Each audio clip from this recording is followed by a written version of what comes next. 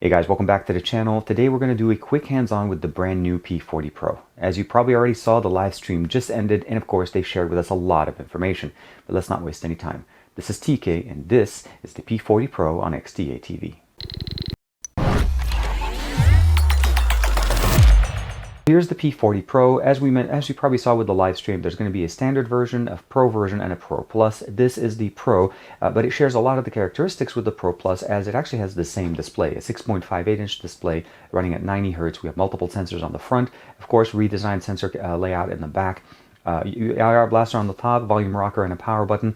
USB-C for data charging and audio, as well as a bottom-firing speaker, dual SIM card supporting tray, nothing on the left side, and of course a beautiful, beautiful display. But let's not waste any time real quick. Let's go ahead and see what comes in the box. And it's pretty much standard. We have a free case that's included in the box, and of course a SIM removal tool.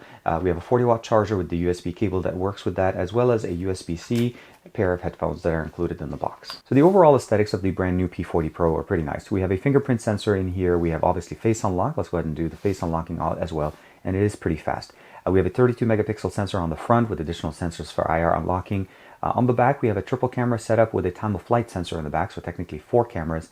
Of course, what we have here is the telescopic lens. That's the 12 megapixel, capable of giving us up to 10 times optical zoom with the kind of a combination of a system. I'm not sure how they're doing it, with an IYYB configuration. The main sensor is a 50 megapixel sensor, also at IYYB, and it gives us the ability of using that 1/1.8-inch sensor. It's a lot of sensor on a device. And of course, we have the last sensor here that's a 40 megapixel sensor that's ultra wide.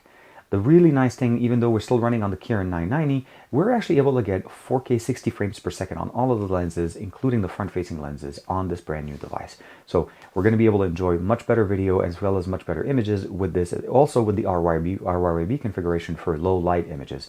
And I'll of course share with you guys some of those images as we're doing the conclusion. Out of the box, this does not include any Google Play services, and I did not load the Google Play services yet.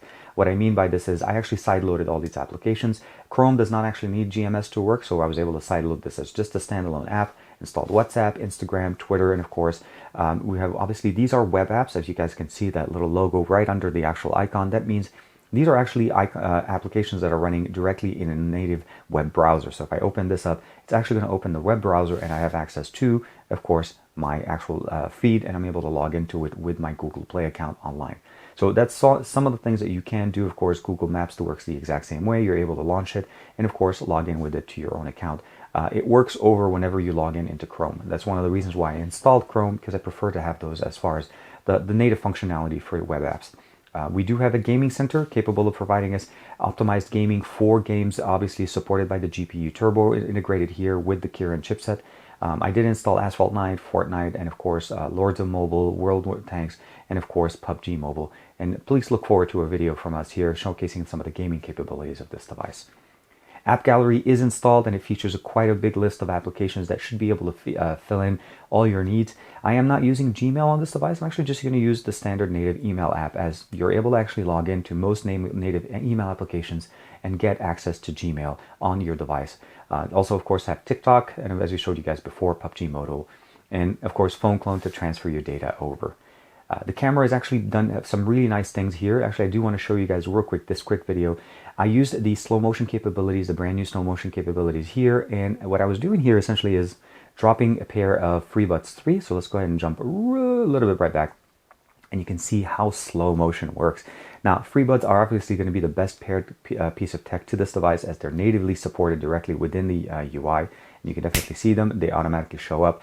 But all I essentially did is I dropped it on the table from in front of the box, and you guys can see it just looks really, really nice. Now, as far as the actual camera modes that we have here, as I mentioned to you guys, we have quite a few different modes in here. Let's go ahead and go home, go back into the camera. Slow motion, panorama, document, HDR, normal stuff. Pro mode for both camera and video. Video mode, again, 4K 60 with the wide. And we can go all the way up to 10 times, or all the way, if we want to be able to zoom in with the photo. Let's go ahead and go back one more time. And it takes us all the way up to 50x, but this is going to be a hybrid zoom, and again, your images are going to have a slightly different configuration. 10 times is the maximum, and that's built into the system. Portrait, night mode, as well as aperture mode built into the actual system. So my overall impressions of the P40 Pro are actually quite positive. The hardware is definitely on point. The cameras that we have here are definitely very, very nice. I mean, 4K 60 frames per second on the front-facing and back-facing sensors, absolutely fantastic.